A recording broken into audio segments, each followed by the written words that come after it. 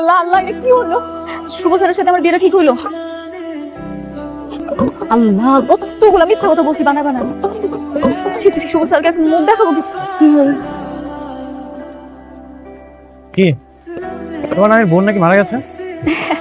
গিয়েছে তো, সে ছোটবেলায় মারা গিয়েছে স্যার। বিয়ের জন্য মিথ্যা কথা বলতে তোমার লজ্জা করলো না?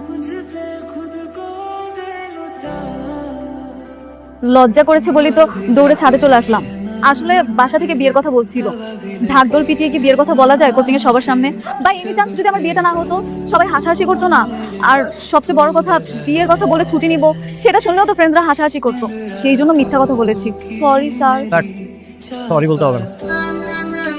কি ব্যাপার, আঁচল কামড়াচ্ছ কেন? সারাদিন কিছু খাওনি? না, খেয়েছি তো। আসলে আপনাকে দেখে এত নার্ভাস হয়ে গেছি, মানে কি বলছি কি করছি কিছু বুঝতে পারছি না। শোনো, আমি কেমন সেটা তুমি খুব ভালো করেই জানো। আমি খুব সাধারণ একজন মানুষ। আমি ঘুরিয়ে পেঁচে কথা বলতে একদম পছন্দ করি না। স্ট্রেট ফরওয়ার্ড কথা বলতে খুব পছন্দ করি। হ্যাঁ আমি জানি তো। সো ডিরেক্ট লাইনেই আসে, আমার তোমাকে বিয়ে করতে কোনো আপত্তি নেই। আমি তো মনে মনে ভাবছিলাম কার না কার সাথে আমার বিয়ে ঠিক হবে, তাকে আমি ঠিকভাবে চিনতে পারবো কিনা, তার সাথে মানিয়ে নিতে পারবো কিনা। যখন দেখলাম আপনার মতো একটা হ্যান্ডসাম ছেলের সাথে আমার বিয়ে ঠিক হয়েছে, যাকে আমি আগে থেকে চিনি, আমি তো অনেক খুশি হয়ে গেছি। আপনার মতো একটা ভালো মানুষের সাথে আমার বিয়ে হবে, সেটা ভেবেই আমার খুব ভালো লাগছে। আপাতত আমরা এঙ্গেজমেন্টটা করে রাখবো। আমার কোনো অসুবিধা নেই, আপাতত আমরা কয়টা দিন প্রেম করি, তারপরে না হয় বিয়ে করবো। এই তোমার কি লজ্জা শরম নেই? সম্বন্ধে কথা বলতে পারো না? এখন আমি তোমার টিচার। Sorry sir.